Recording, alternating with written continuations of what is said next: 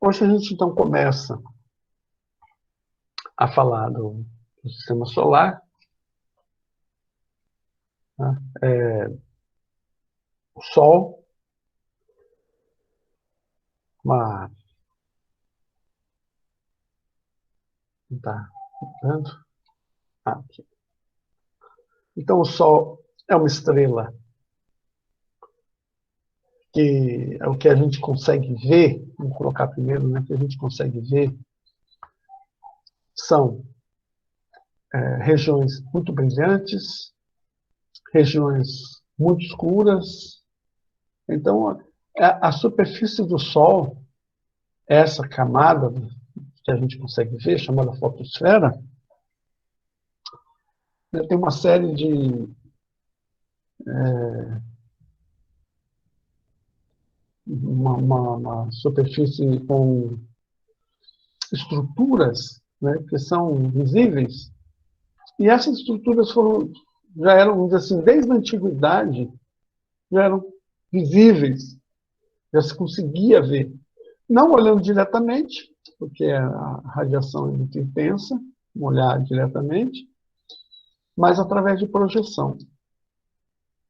Lógico que depois que se utiliza telescópio, aí você tem uma projeção maior, mas você consegue uma projeção a partir de você fazer um orifício, né?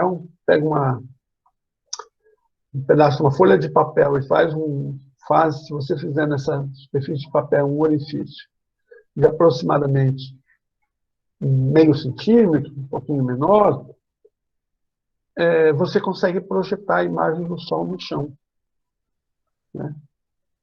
Essa imagem do Sol, ela é projetada sempre que você tiver uma fenda, ela é projetada no chão. E é interessante que essa imagem do Sol, ela se forma, por exemplo, embaixo de uma árvore. Então, nos entrefolhas, a imagem passa, se você olhar no chão, numa árvore, né, essas imagens são chamadas de sunflex, e ela, então, forma um rendado, vamos dizer assim, né? Um monte de bolinhas de luz assim, no chão. Uma imagem muito bonita.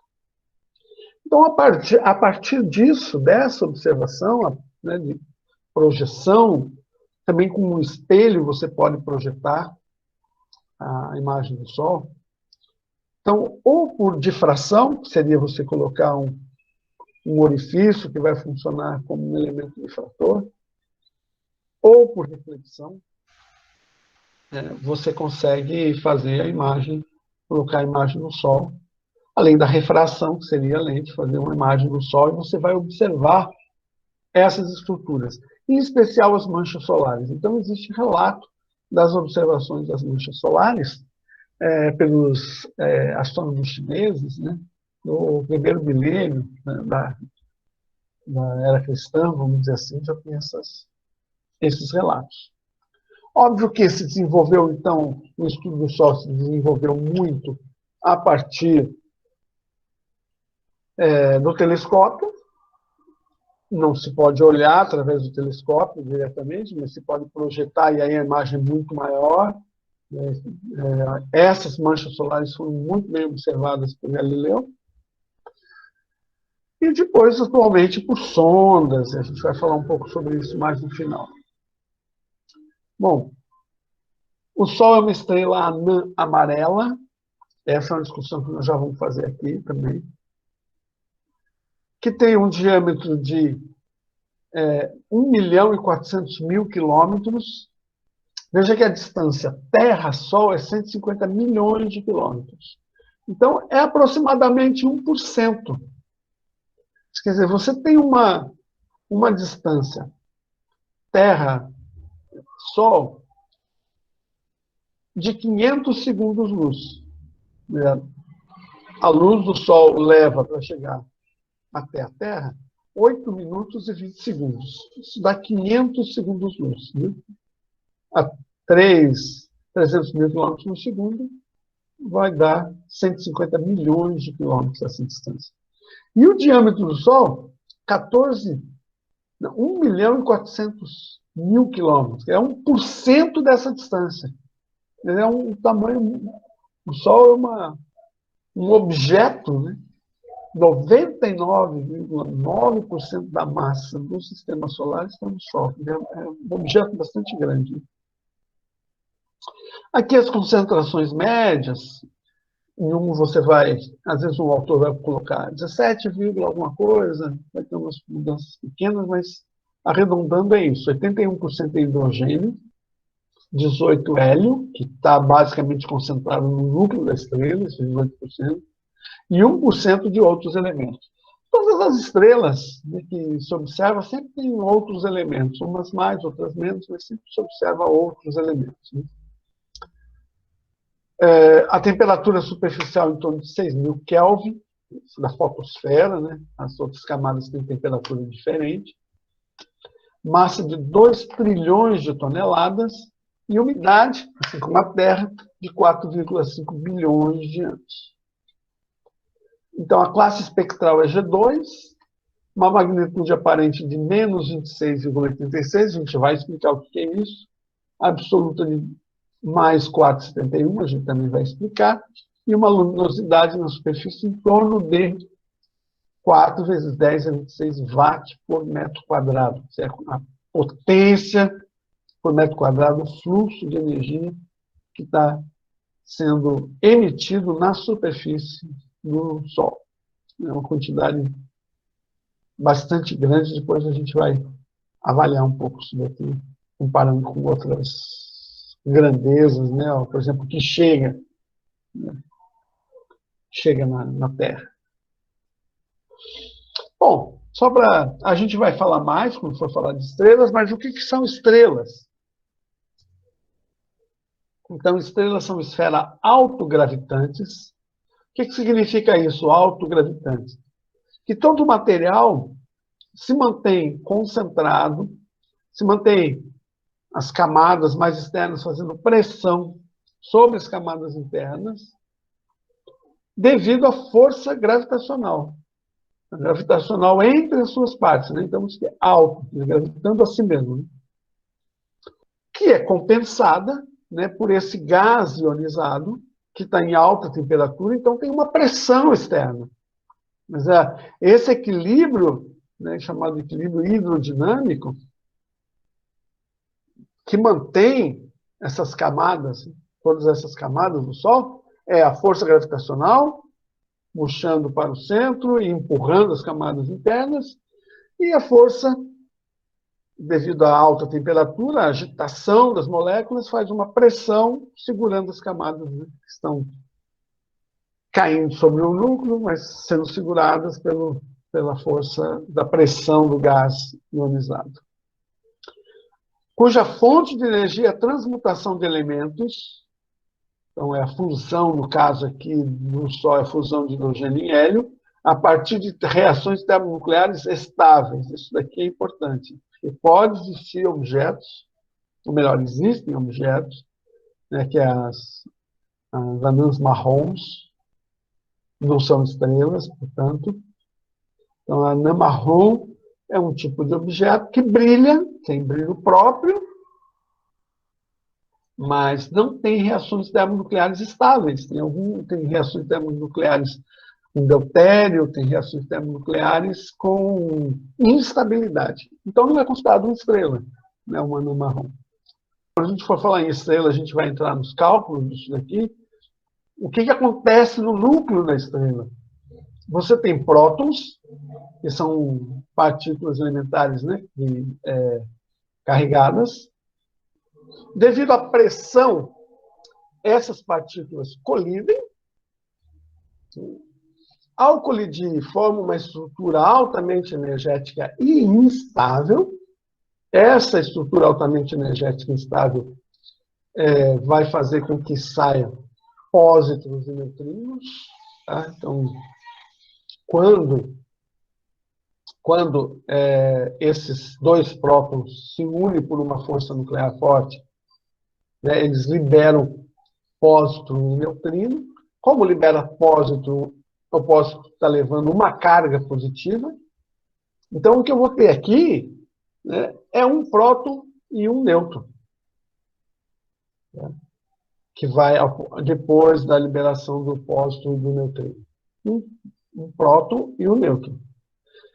Há daí uma nova colisão de próton, forma uma estrutura instável, altamente energética, há mais a liberação, né, de um neutrino. Então, com a liberação desse neutrino, eu vou ter 2 prótons e um nêutron.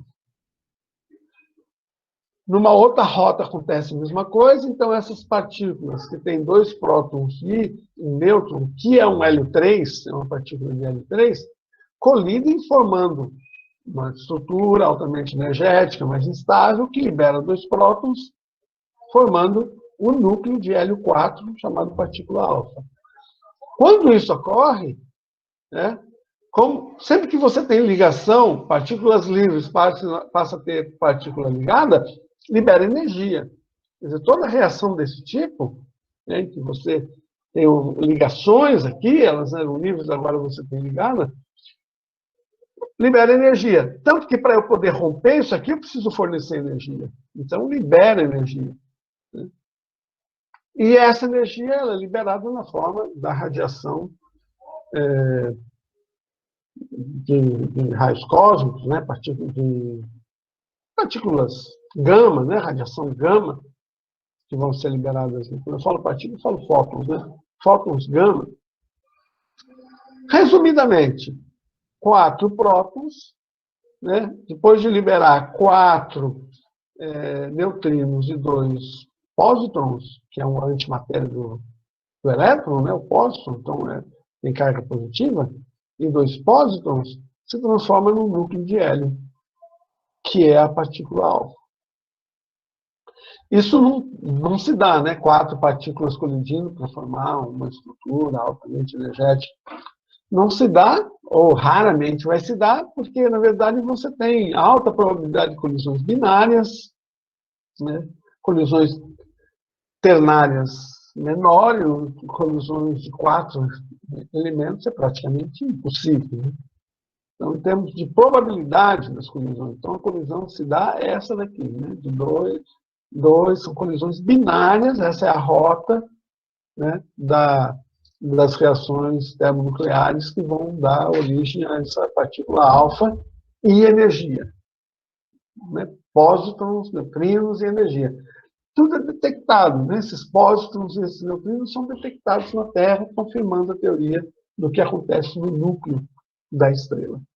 Então, para que seja uma estrela, uma reação como essa, então, uma estrela ainda na sua fase inicial de fusão nuclear, né, vai estar fundindo hidrogênio em hélio. Para que seja estrela, essa reação termonuclear tem que estar ocorrendo. Então, o Sol é uma estrela porque isso ocorre. Tá? Bom, é uma estrela. A gente vai ver essas coisas que eu estou falando a respeito do Sol sobre estrela, nós vamos voltar a falar, vamos falar de estrelas, mas eu preciso agora caracterizar, né, o Sol como uma estrela. Então, ela é uma estrela bastante estável nessa fase de que a gente chama de sequência principal. Então, uma estrela, quando se forma, né, que ela começa as reações termonucleares, ela ruma, tem diversos caminhos possíveis, ela ruma para essa diagonal aqui, que é a chamada sequência principal. E o Sol está aqui, né, nesse ponto aqui. Então, tem aqui a luminosidade do Sol é 1, porque está a luminosidade em unidades de luminosidade solar, então é 1, por isso que nessa escala está 1. Aqui a temperatura em torno de 6.000 Kelvin, um pouquinho menos de 6.000 Kelvin. Então, ela é uma estrela anã amarela. Aí algumas pessoas dizem, não, mas o Sol, a luz do Sol é branca. Né? Só que ela é classificada, nessa classificação do diagrama HR, o Sol é classificado como uma estrela anã amarela. Só existem 2 tipos de estrela também. Essas são as estrelas anãs e as estrelas gigantes. Gigantes, supergigantes, não existe estrela média. Né? O que acontece é que você tem 2 configurações possíveis de tamanho em que você vai ter estrelas de cor vermelho rubro, aí vermelho, laranja, amarelo, branco e azul. Não existem estrelas verdes, essa cor não é possível na combinação, né, da luz que é emitida. Então, o Sol está aqui, né, uma estrela é uma amarela, bastante brilhante, né, mas a luz do Sol é bastante brilhante. Aquelas fotos que aparecem muito amarelo, lógico, existem filtros, mas também a foto do Sol branco também é filtro. Na verdade, sempre que as fotos são realizadas por filtros, por câmeras, né, que filtram a luz, que preparam a fotografia para para o que o pesquisador quer que ela apresente. Essa aqui, ó, magnitude e luminosidade, estão completamente interligados, né? Quer dizer, é o quanto que o Sol, a magnitude aparente, absoluta, etc., é o quanto que o Sol está emitindo de luz, tá? Na superfície. Aqui por metro quadrado, e aqui, na verdade, está se falando da quantidade de energia que chega até os nossos olhos. Tá? Então, é um sistema de medida do brilho dos astros. Quem estabeleceu esse sistema foi Parco, e era completamente sensível, empírico. Olhava e estabelecia essa escala. Né? Lógico que a reduzida poluição luminosa da época, né, na antiguidade, a forma sistemática com que isso foi feita permite que se estabeleça, né, uma escala relativamente criteriosa com relação a isso. Né? Mas hoje você tem equipamentos que medem, né, essa quantidade de energia. Bom, pensando no fluxo de energia, na luminosidade, tá? A luminosidade da estrela depende da sua magnitude. Então, se a gente pegar duas estrelas, tá? Que têm, vamos dizer assim, o mesmo tamanho, portanto, vai ter a mesma luminosidade. Tá? Se tiver a mesma magnitude, então, a luminosidade marcada a partir aqui da magnitude, como função da magnitude, eu vou ter que o fluxo de energia vai para o metro quadrado, que é a luminosidade, para magnitudes m, né? L1, então m igual a 1, L2, m igual a 2, e assim por diante. Eu tenho que a luminosidade de uma estrela de magnitude 1 é 2,512 de uma magnitude L2. Essa L2 é 2,512 de uma L3 e assim por diante. Então, eu posso estabelecer a seguinte relação entre magnitudes, sejam elas quais forem, uma relação entre as luminosidades em função da magnitude, seja quais forem aqui, não precisa ser números inteiros aqui, não, pode ser qualquer, né? Menos 4,4, coloco aqui no I, menos 4,4, e aqui no K eu coloco 12. Nem precisa I ser maior do que K ou menor, tanto faz, porque aqui, por exemplo, se fosse se I igual a 1 e K igual a 0, né? Então a luminosidade ela aumenta quando diminui a magnitude, né? Veja, L1 é mais luminoso do que L2. Então, se eu escolher L1, né, I igual a 1, e L2 com K igual a 2, isso fica igual a menos 1 e fica 1 sobre 2,512. Então, essa expressão aqui, ela vale, deduzimos a partir daqui, dessa lógica, né, que é, estabelecemos a partir dali, mas esse I e K pode ser qualquer valor. Tá? Então, K menos I seria a diferença das magnitudes, eu tenho as luminosidades. Bom, as magnitudes aparentes de alguns astros aqui, né? De alguns objetos que são visíveis a olho nu até aqui, é o 6,5, mais ou menos. Então, o Sol, menos 26,7. Então, se eu colocar aqui menos 26,7, por exemplo, com relação à estrela velha, que dá zero, né?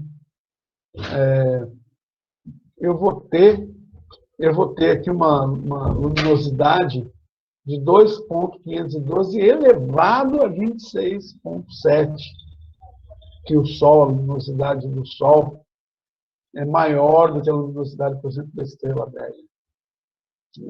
A Sirius, eu não pus aqui, mas é 1,5, mais ou menos. Veja, a Lua tem um brilho fantástico, né? Essa aqui é a Lua cheia, tem um brilho fantástico, comparando com outros objetos, aqui, com a estrela Vênus, etc. 12 menos 4, então daria 2,5 elevado à oitava, né?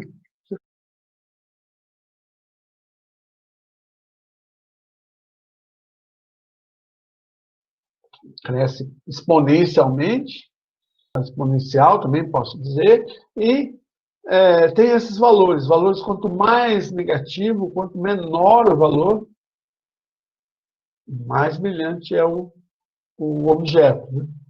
Então, nos nossos olhos, um objeto de menor luminosidade, que a gente consegue ver está em torno de 6,5,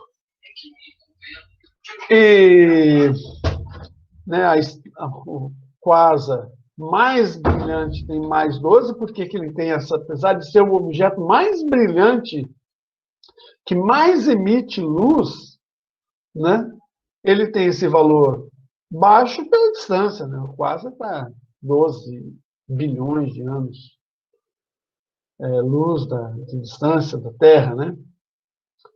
E o objeto de menor, quer dizer, que a gente menos consegue, seja lá qual for o equipamento que se use, que a gente vai conseguir ver, está em torno de mais 30, tá? A magnitude. Então, é um modo de medir o brilho. E o Sol está aqui, lógico, na magnitude aparente, como que a gente vê. Ele está muito próximo, né? Porque o Sol não é uma estrela muito brilhante. Tá? Então, se a gente observar a uma distância de um parsec é igual a 3,2615 menos luz. Então, se a gente se afastar do Sol, ficar uma distância de aproximadamente 3 anos-luz, pouco mais de 3 anos-luz, o Sol vai ter uma magnitude de 4,83. Surge isso, né, nos livros de escola, livro de ensino médio, escola, o Sol é uma estrela de quinta grandeza, né? Nesse sentido dessa luminosidade ser em torno de 5, essa luminosidade, essa magnitude absoluta.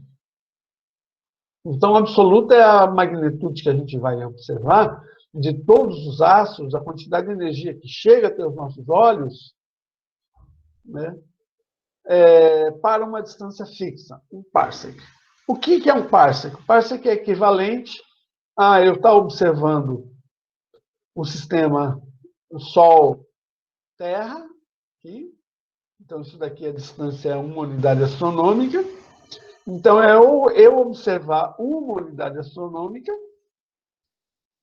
num ângulo, né, um arco de 1 segundo de arco. Então, se eu tiver um ângulo de 1 segundo de arco do Sol à Terra, né, nessa distância aqui de máxima elongação que eu veria, com relação a se eu estiver distante um parsec, tá? Seria 1 segundo de arco. É a mesma coisa se eu tiver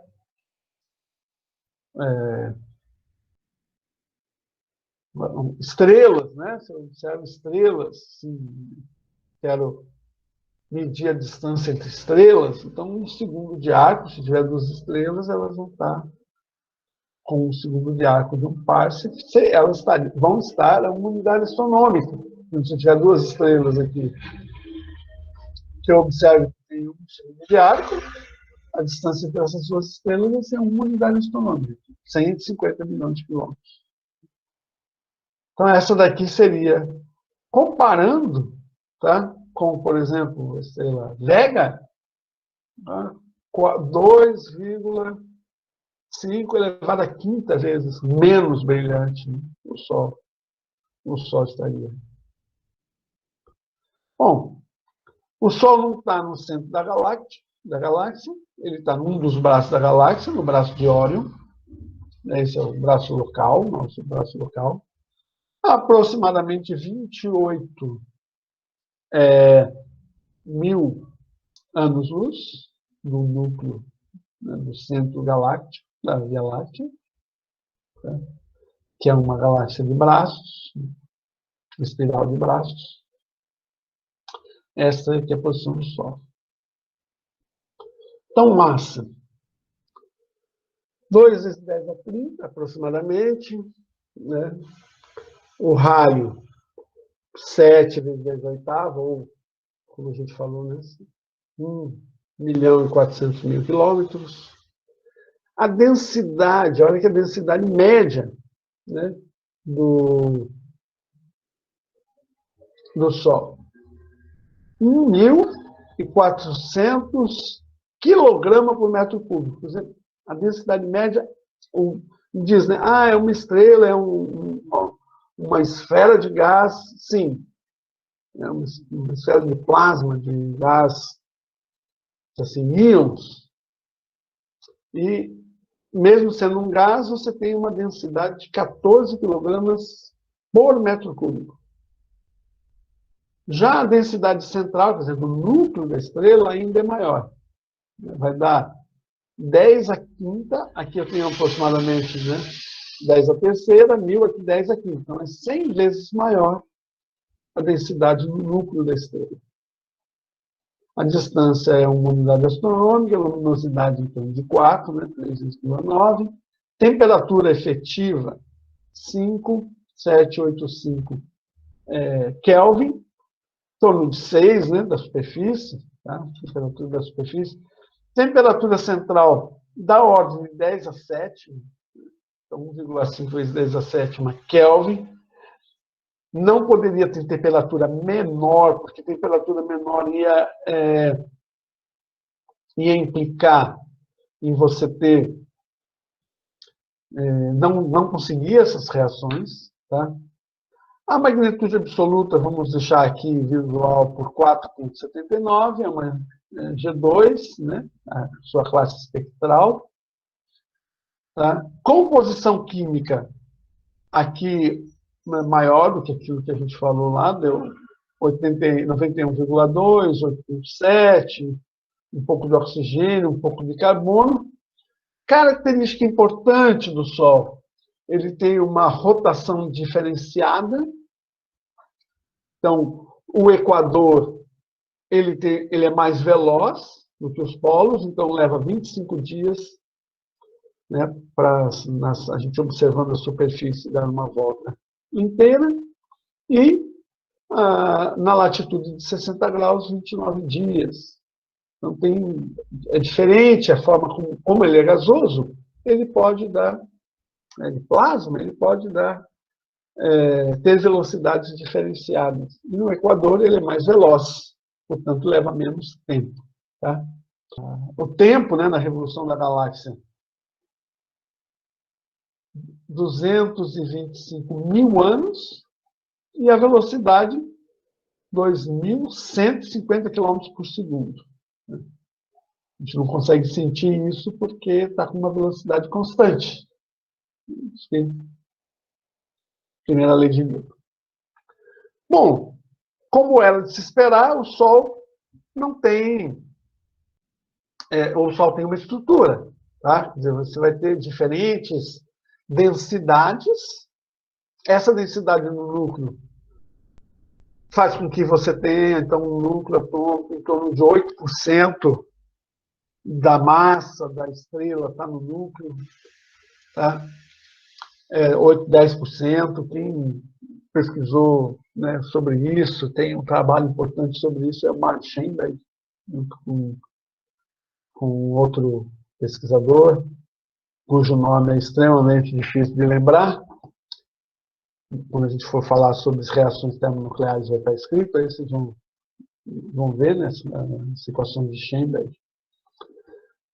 Então, você tem uma estrutura. Então, você tem um núcleo, uma zona radioativa, uma zona convectiva, e depois da zona convectiva você tem outras 3 camadas, né? Que seria a fotosfera, que é a superfície, aquilo que a gente vê, a cromosfera, que é uma camada que vem logo acima da fotosfera, que você precisa de filtro para poder observar, e a coroa solar, que a gente também não observa, devido à luminosidade, em especial a luminosidade da atmosfera, que não tem como se observar, né, essa coroa solar, mas é possível ser observada a coroa solar, né, que é a atmosfera que se...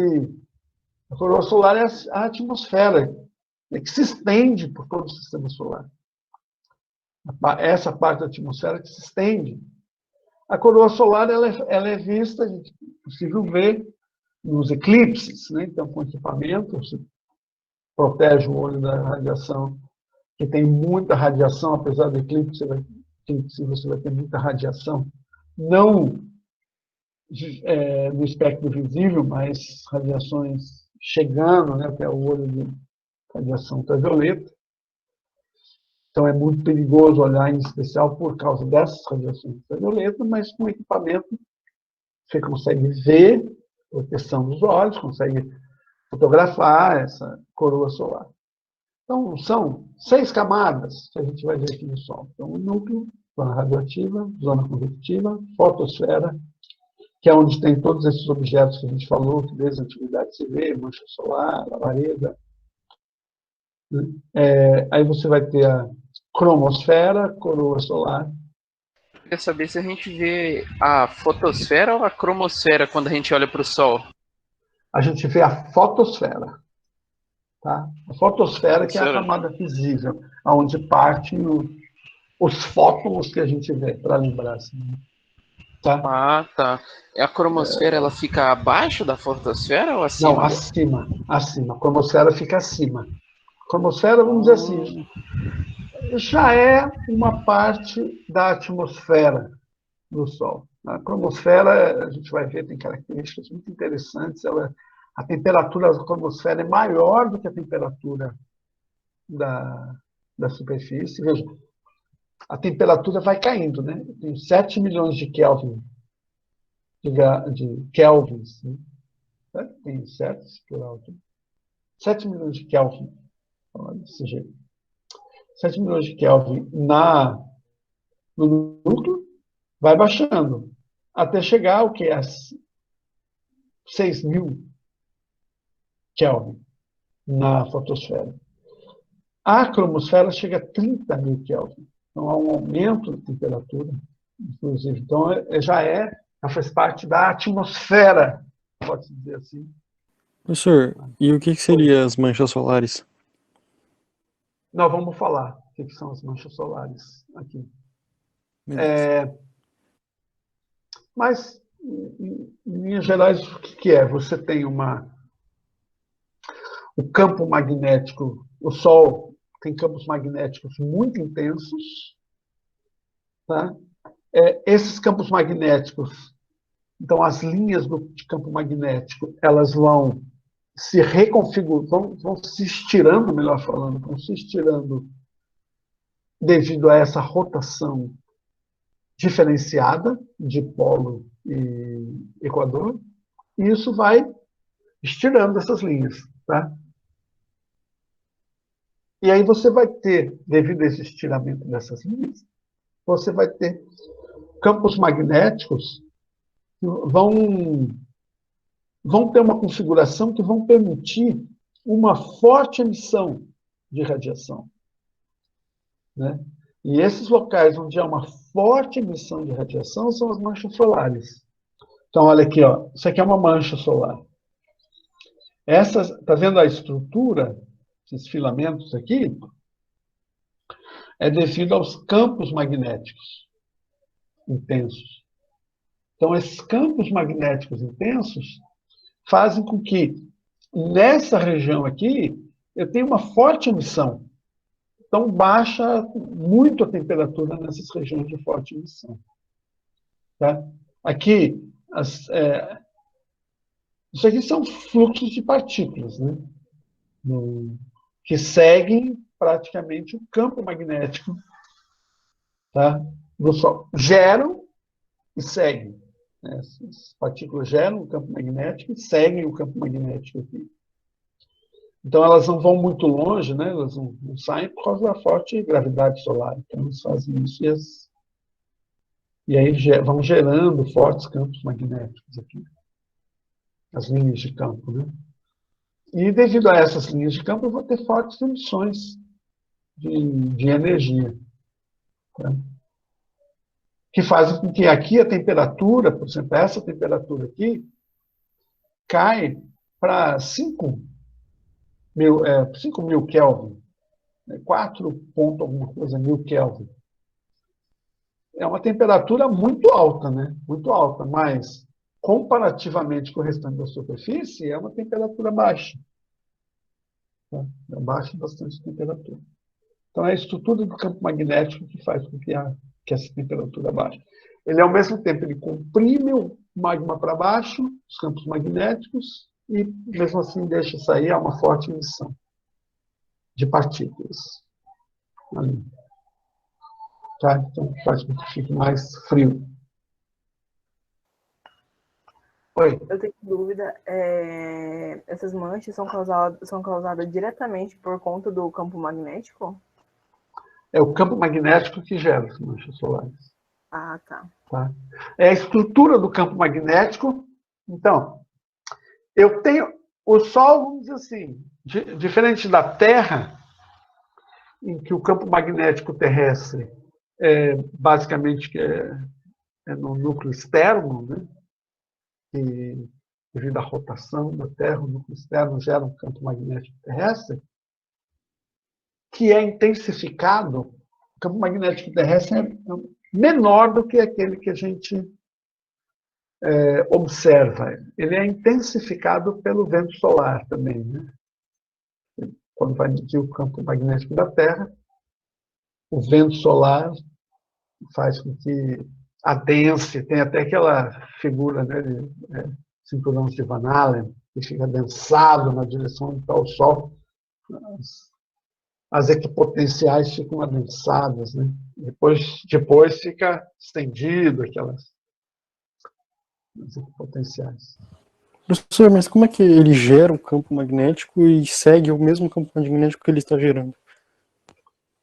O que eu estou dizendo assim, quando eu digo isso aqui, as partículas seguem o campo magnético, né? Aqui. Mas são essas mesmas partículas que em movimento geram, é uma interação extremamente complexa, é isso que eu quis dizer. Tá? Sim. Uhum. Como são partículas carregadas, elas interagem, tem a força magnética é intensa sobre essas partículas. Mas, ao mesmo tempo, são essas partículas que estão em movimento intenso que vão gerar campos magnéticos intensos. É isso que eu quis dizer, assim, da complexidade desse campo magnético. Tá? As linhas de campo aqui na mancha solar estão aqui, ó, nessa direção que são as linhas de campo. Para essa mancha solar aqui, como exemplo, mancha única. Porque ela pode ser mancha única ou mancha... Muitas manchas solares estão em dupla, né? E aí uma pode ocorrer quando elas estão em dupla, de uma das manchas ser o campo, o polo norte a outro polo sul. Então as linhas de campo saem de uma mancha e vão em direção à outra. Tá? Então essas aqui, mas como que a gente consegue ver essas linhas de campo? Porque tem plasma aqui. Só a linha de campo a gente não veria, né? A gente vê porque, assim como as limalhas de ferro se orientam pelo campo magnético do ímã, né? Essas aqui são partículas carregadas, tem plasma aqui, não tem uma matéria ordinária, né? Tem plasma, então são partículas carregadas e elas se orientam pelas linhas de campo que você tem aqui. Então, tem o núcleo solar, que tem uma densidade em torno de 100 vezes, vamos dizer assim, maior do que a densidade média.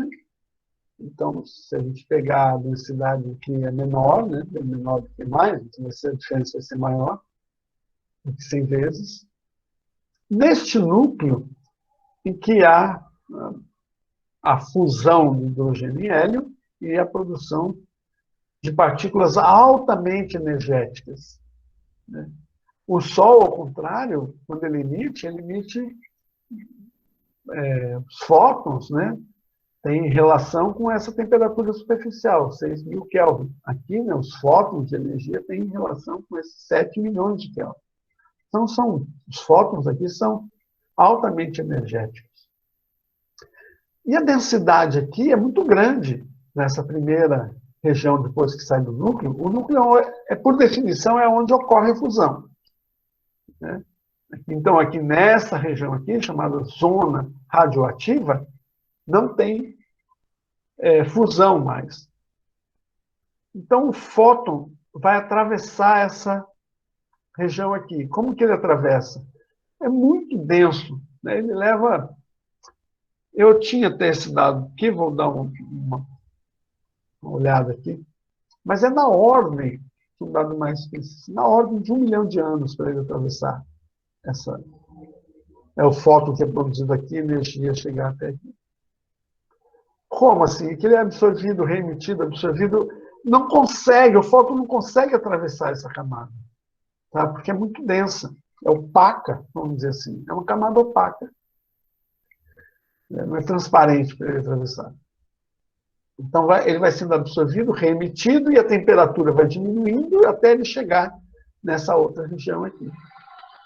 Então, aqui não existe movimentos significativos do plasma, ou movimentos que elevem o plasma, né? Pode ser movimentos aleatórios do plasma, coisas assim. Não tem movimentos que elevem o plasma, como aqui nessa zona convectiva. Então, nessa zona convectiva, o que acontece?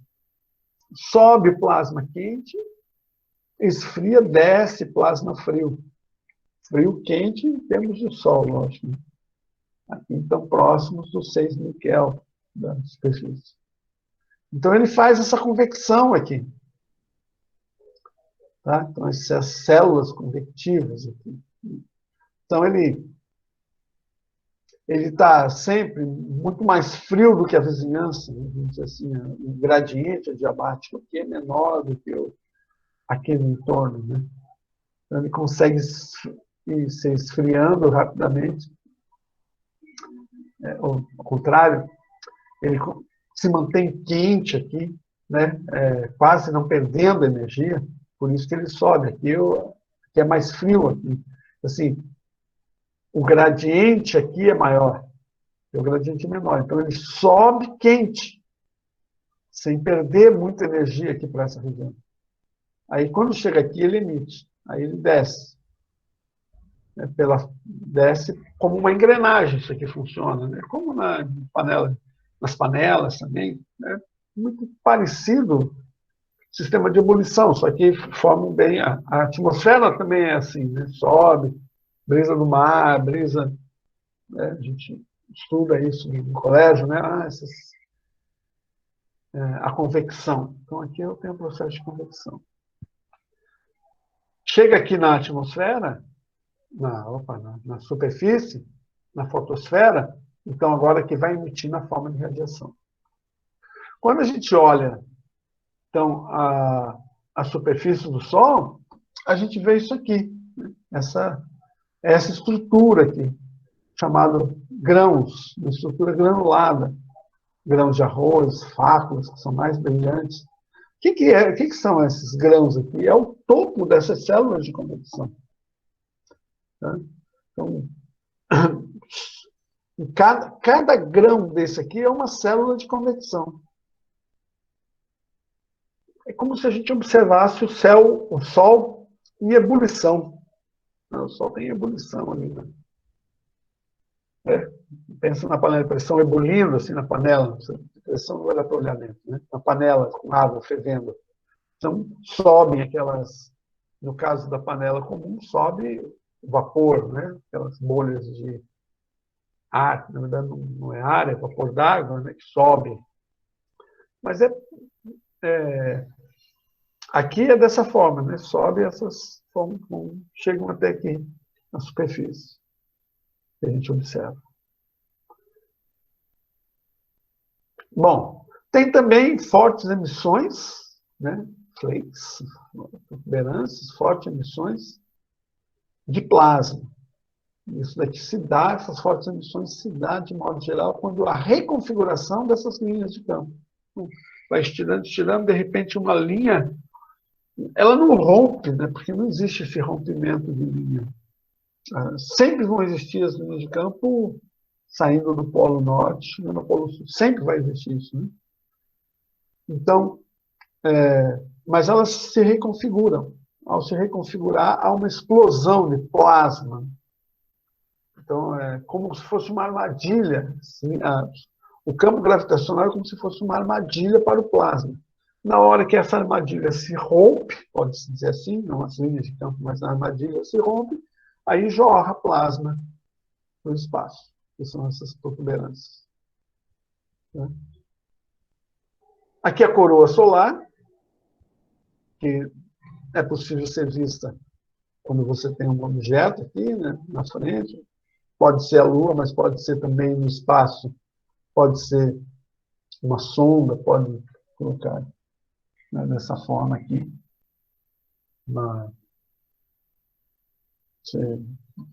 Tem várias sondas, né, a Sorro, que tem faz um eclipse do Sol para observar a coroa. Tá? E é um cuidado que tem que ser, né? Se aqui é um tipo de sonda, Hélios 2, uma preocupação que tem que ter, aqui a observação solar, o dano à retina causado por exposição é cegueira, com certeza. Eu li em algum lugar, professor, que inclusive o Euler, a cegueira do Euler foi causada por essas observações ao Sol sem proteção.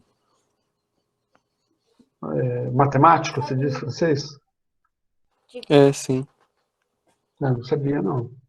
É terrível. Normalmente, toda vez que tem um eclipse solar, tem alguém que tem algum dano de visão. Né? Porque quando tem luz, a própria luz sensibiliza o fundo do olho, e aí a pessoa não sente, né? Não sente dor. A gente sente dor com a luz, né? Não com a radiação ultravioleta. Aí a pessoa, como ela não sente dor, ela fica tranquila, achando que pode fazer a observação. Eu vi um vídeo, inclusive, de um desses, um blogueiro, mas de ciência, que ele foi, acho que era um eclipse na Austrália, e ele foi lá, quando ele chegou, ele ficou observando. O eclipse, mas olha, não tem muito problema não estou sentindo nada. Eu falei, meu Deus do céu, o cara não entendeu. Não é assim, você olhou e a cegueira. Está queimando, né? Estão queimando. Está queimando. A exposição prolongada vai acumulando, é cumulativa, energia acumulativa, né? Certo? Vai aquecendo, vai aumentando. Como uma coisa que você põe no forno, né? Você pôs, tirou e já está quente, né? Vai aquecendo, vai ampliando, vai queimando. Então é algo dessa forma. E a pessoa não se preocupou, né, com relação a isso. E eu não sei o que aconteceu, mas eu fiquei pensando comigo. O que esse cara está fazendo? Né? Bom, então vou mostrar aqui para vocês, tá? O que eu pus na internet, para vocês olharem. Então, basicamente aqui o que eu falei está nas minhas notas de aula, lá no fascículo, no Sistema Solar. Eu vou falar um pouquinho sobre o livro daqui a pouco, tá? Mas eu quero pegar esse vídeo aqui, esse observatório, né, na dinâmica solar. Uma década a gente observa, por exemplo, se pegasse no máximo, a gente ia observar chegar no final da década, no mínimo. Né? Então, esses 11 anos é o período de um máximo até um mínimo. Tá? Então, aqui, né, uma mancha solar. Tá? Então, para nós é escuro. Tá? Para nós, a gente vê muito escuro, mas você vê, para uma câmera, está mostrando a forte emissão da mancha solar. Aqui as linhas de campo, está dando para ver, inclusive, as linhas de campo de uma mancha a outra. Ali eram linhas, arcos de plasma, né? Isso aqui são arcos de plasma, mas estão relacionados com as linhas de campo. Pode ver que eles cruzam de uma linha para outra, mas eu posso ter uma mesma linha, os arcos numa mesma, ou numa mancha para outra. Olha os arcos aqui, estão vendo? Né? Então, essas são as manchas solares aqui. Né? Justamente são elas que fazem a maior emissão. Veja que eu tenho aqui mais ou menos, sei lá, uns 20, 30 graus, aqui, uns 30 e poucos graus, onde elas estão ocorrendo. Veja como vai aumentando a diferença de brilho, de cor, né, de emissão aqui. Tá? Dessas manchas. Né? Eu vou pular alguns anos aqui, porque senão a gente vai ficar 1 hora. Isso aqui é 1 segundo por dia. Então você tem 3.000 segundos. Né? Você vai ter aqui. Dá mais ou menos 1 hora. Já está um pouco mais intenso as diferenças de cor, né?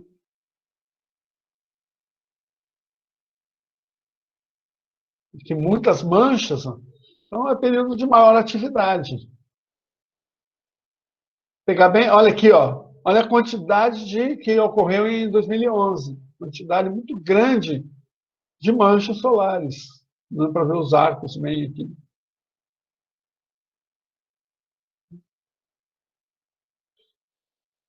Essas manchas, o período se a gente pegar uma, por exemplo, seguir aqui uma, lá de 2010, a gente vai observar que ela vai durar, aqui já está menor, né? Aqui eu estava aqui assim, mais ou menos. Né? Elas tendem a aparecer, nascer, vamos dizer assim, em regiões de latitudes um pouco maiores, e depois elas rumam, tá, para o Equador. Aqui, já bem menos ativo, o Sol, bem menos. 2018, 2019, tem uma mancha aqui, né? Acho que você tem uma... A cada volta que você observa aqui, né? Por exemplo, mancha solar aqui, 3 de maio. Né? Se a gente for observar, ó, ela vai estar aqui mais ou menos de novo em 3 de abril. Em torno de 3 de abril. Você leva nessa região aqui pouco menos de um mês. Antes de 3 de abril ela vai estar aqui assim. Começar a aparecer ali, né? Ó, primeiro. Abril, né? Eu estava voltando para trás, né? Estava 3 de maio, 3 de junho, né? Passou aqui em 1º de junho, vai estar no final de junho, aqui, lá pelo dia 30 de junho, ela vai estar aqui de novo. Então, eu posso ver a rotação do Sol, né? Observar a rotação a partir disso. Final do mês, 7, está aparecendo aqui. Aqui 2020. Você tem um período, para eles pegaram 10 anos, melhor seria um período de 11 anos, ó, praticamente, em fevereiro, 2020, você praticamente não observa um eclipse solar, né, apareceu. Professor, Oi. isso influencia alguma coisa no sistema solar, essas formação de manchas ou não? Só no Sol mesmo? Bom, isso daí é o que chama clima, né? Chama clima solar. O clima solar não é você observar a respeito da atmosfera solar. O que é o clima solar? O clima solar é como que a atividade solar influencia na Terra. Existem muitos estudos, mas ainda não se tem assim completamente conclusivo. Eu estava olhando, inclusive, hoje um artigo em que o cara estava dizendo: vamos levantar algumas possibilidades do clima solar, das atividades solares, influenciar, inclusive, a... Então, se tem muito a respeito dessa...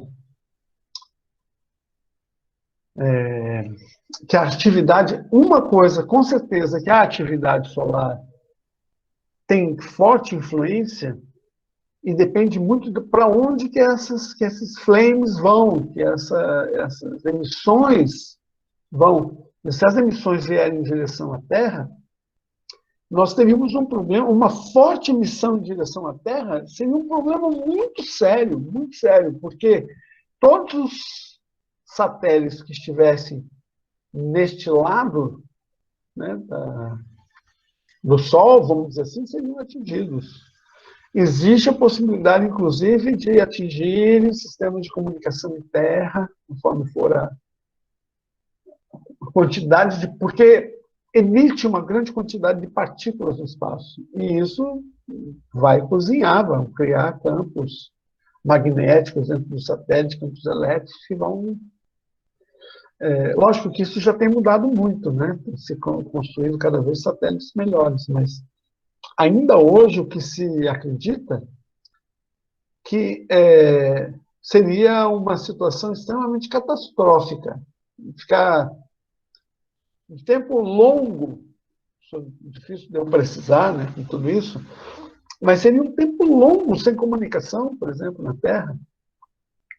Teria que mandar novos satélites, foguetes com novos satélites para reconstruir toda essa comunicação, porque os satélites iriam morrer, não acabar com os satélites que estivessem desse lado, né, do sistema. Ia ter problemas de comunicação. Né?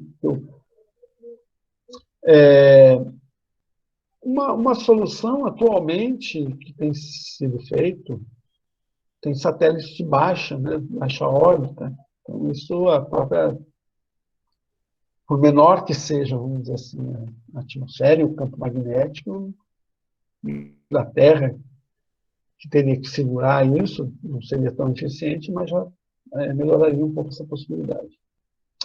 Agora, existem fortes evidências de que a atividade solar influencia no clima da Terra.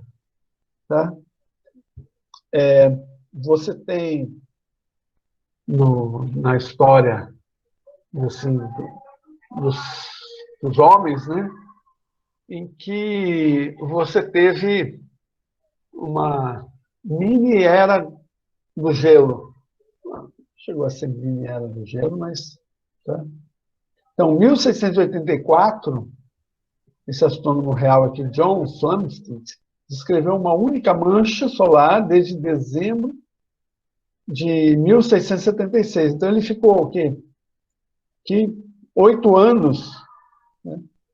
E se teve o mais penoso frio registrado no norte da Europa no milênio passado. Coincidiu com o período de 1645 a 1715, conhecido por mini idade do gelo ou mínimo de Maunder, pois o astrônomo Maunder descobriu que praticamente não houve manchas solares nesse período. Então, você vê, né? Você tem um século aqui com baixa intensidade do Sol e você tem frio na Terra. Quer dizer que essas emissões coronárias, essas emissões de plasma, elas aquecem a atmosfera terrestre. De alguma forma ou de outra, elas levam ao aquecimento da atmosfera terrestre. Esse é um receio, tem um cientista da atmosfera, Philip Fernside, ele é inglês, mas ele trabalha no INPA, Instituto Nacional de Pesquisa da Amazônia. Tem um artigo dele que ele diz o seguinte, que nós estamos numa época de baixa atividade. E que quando a atividade solar aumentar, vai se somar ao aquecimento global e a gente pode ter uma situação mais difícil ainda. Então, nem se percebeu toda a intensidade da ação antrópica em função da redução da atividade solar. Falar um pouquinho sobre a cromosfera, que eu falei para vocês que é a atmosfera, vou voltar aqui. É a primeira camada da atmosfera. No início da cromosfera, você tem temperatura, tá? Essa camada tem aproximadamente 2.000 quilômetros. Então, a temperatura da superfície, é em torno de 6.000 Kelvin. Esqueçam essa aqui. 6.000 Kelvin. A temperatura, né, depois de 2.000 quilômetros, é rente. 2.000 quilômetros aqui tem 141.400.000 quilômetros. 2.000 quilômetros é nada. Então, a temperatura se eleva a 60.000 Kelvin. Então, qual é o fenômeno que faz com que você, mais longe da fonte, tenha maior temperatura? Por exemplo, você põe uma chaleira no fogo, você ouve o barulho da água borbulhando. É alto. Então, tudo bem, o Sol, a gente faz assim, a gente não ouve o barulho que o Sol faz, porque não tem ar, né, não tem atmosfera, não tem partícula suficiente para transportar essa energia do barulho do Sol chegar até a Terra. Mas, se a gente fosse medir essa energia acústica desse borbulhar do plasma na superfície do Sol, seria um som muito alto. Desculpa, muito alto, é muita energia acústica, mecânica, né? A agitação mecânica do plasma na superfície do Sol. Como essa camada, devido à própria esfericidade, né? Você vai aumentando, você vai diminuindo a densidade da atmosfera, da cromosfera, a densidade diminui muito. E a energia, então, vai ser convertida. A energia sonora, da energia mecânica que sai no topo dessas células de convecção, vai se transformar em energia de som, vai se transformar em energia térmica. Então, a agitação vai ser uma agitação térmica, em vez de uma agitação sonora. E então vai elevar a temperatura da cromosfera. Então, é um fenômeno de conversão de energia acústica em energia térmica, aumentando a temperatura. Mas a gente não vê,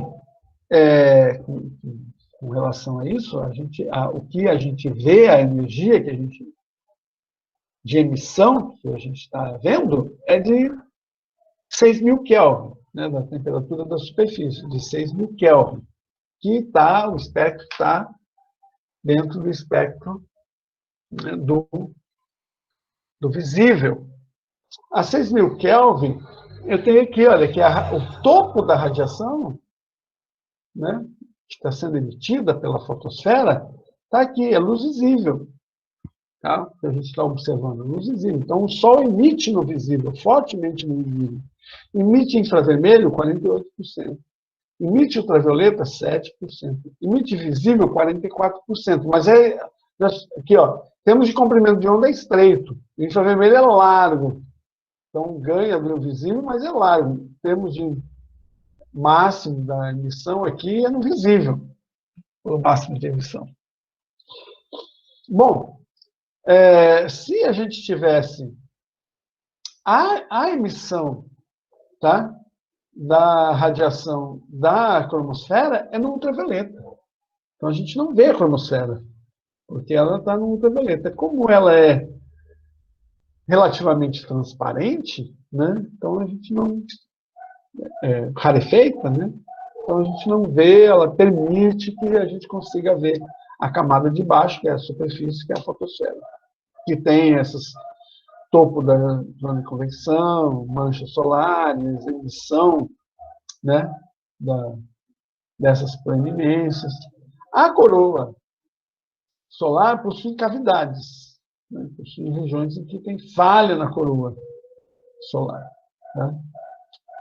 Então, a gente vê, essa aqui também a coroa é a emissão dessas partículas do vento solar que vai ser emitido, que chega até a Terra. A aurora boreal aqui. Tá? Então, esse aqui, o que é a aurora boreal? A aurora boreal é que a captura, né, do vento solar, e ele, então, esse vento solar é mandado para os polos. Mas, assim, se a gente tivesse condições de, nessa região em que está sendo, em que tem luz solar, porque essa aurora boreal só é possível ver quando é noite no polo, né? Se a gente tivesse condição de olhar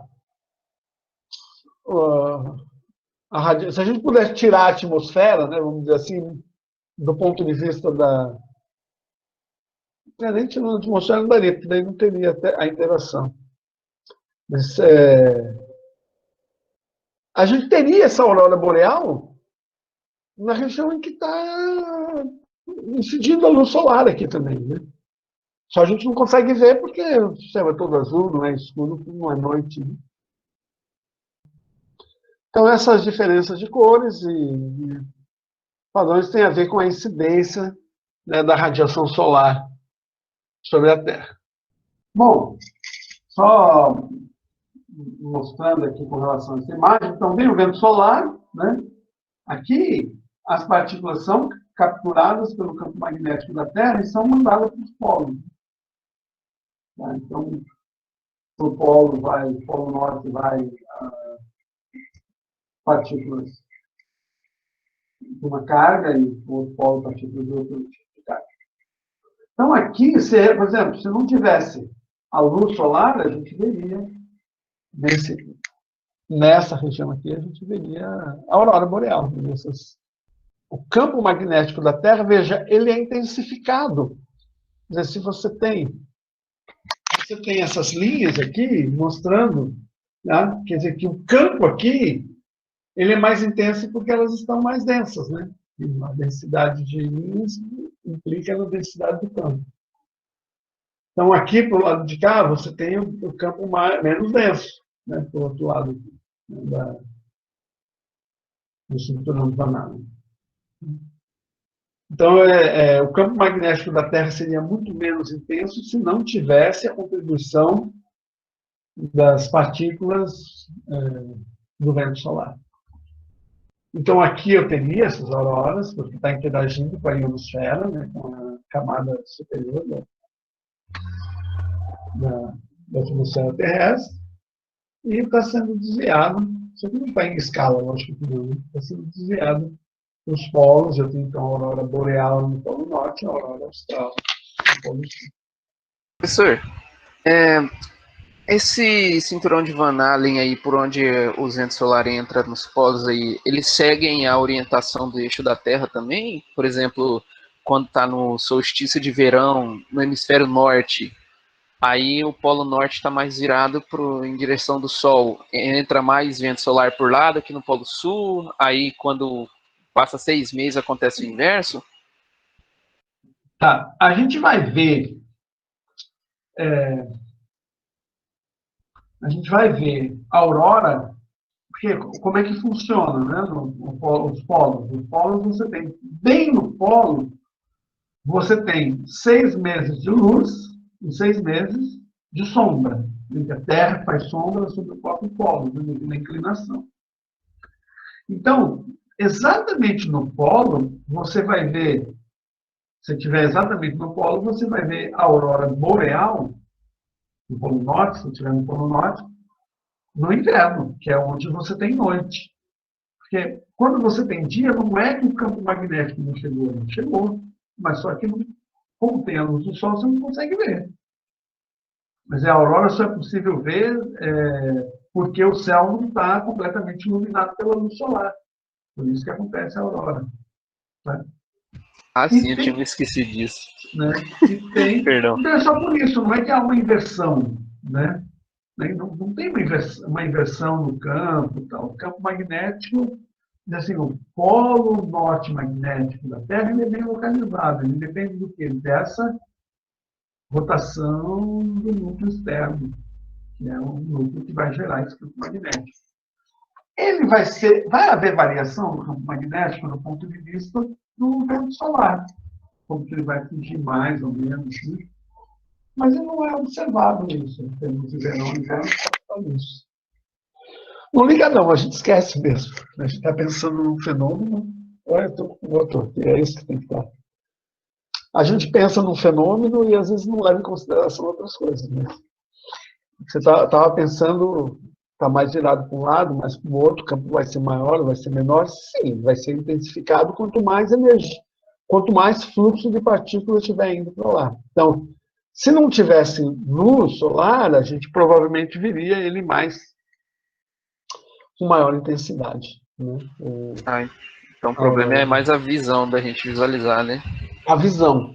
Que é o que eu estou dizendo. Aqui, por exemplo, ao meio-dia em Cuiabá, no dia que o sol está a pino, se não tivesse, se por um instante a gente pudesse apagar a luz que vem direto do sol, a gente veria auroras enormes, fantásticas. Por quê? Porque as partículas estão vindo diretamente ali naquela. Né? O vento solar está incidindo diretamente na alta atmosfera. Né? E aí, vários fenômenos de absorção e depois de emissão, que é o que faz essas luzes, né, da aurora, que é a absorção na ionosfera, né, a camada atmosférica vai ter íons, você vai observar essa absorção da energia do vento solar e, né, dessas partículas carregadas e depois a emissão.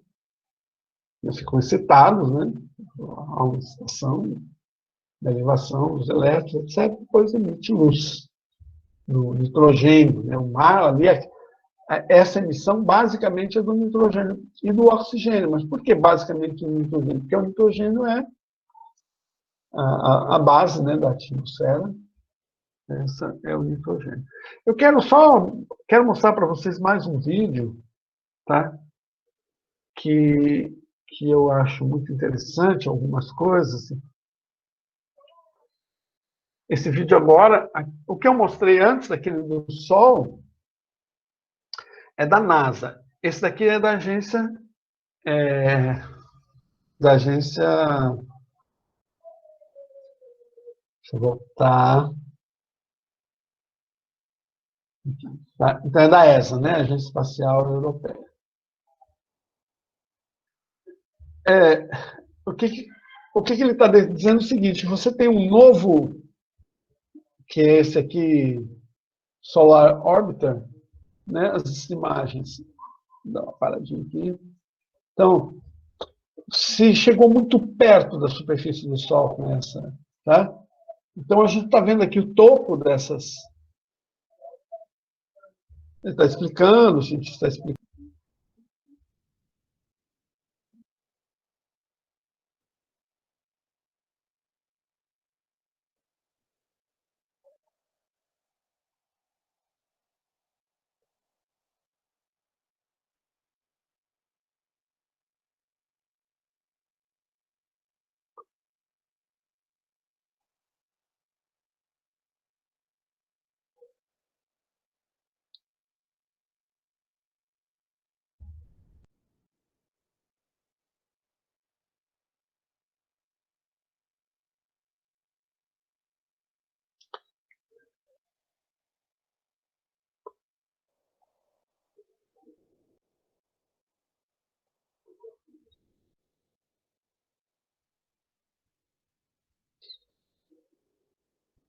Bom, então aqui, né, que é interessante nesse vídeo aqui, primeiro, você vê que essas emissões que são grandes emissões, essas eminências, né, essas labaredas também, proeminências, essas emissões, elas também se dão em escala pequena. E isso pode indicar de que, além dessa explicação, que eu acho que já está bem comprovado até, de que você tem uma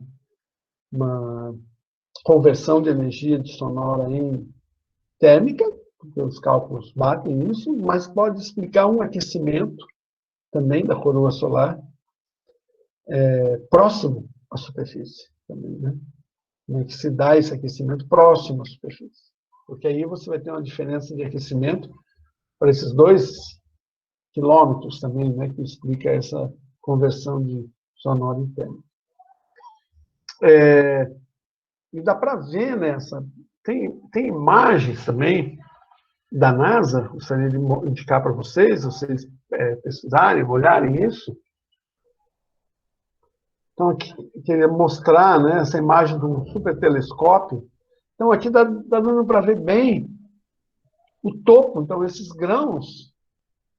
Tá? Então, aqui tem alguns poucos quilômetros, né? 30 quilômetros deve ser a diferença de pixel, né? Sim. Mas então esses aqui são os topos, né? Então os grãos, essa imagem granulada que as fotografias trazem, né, se deve a isso, a esse topo da convecção, da,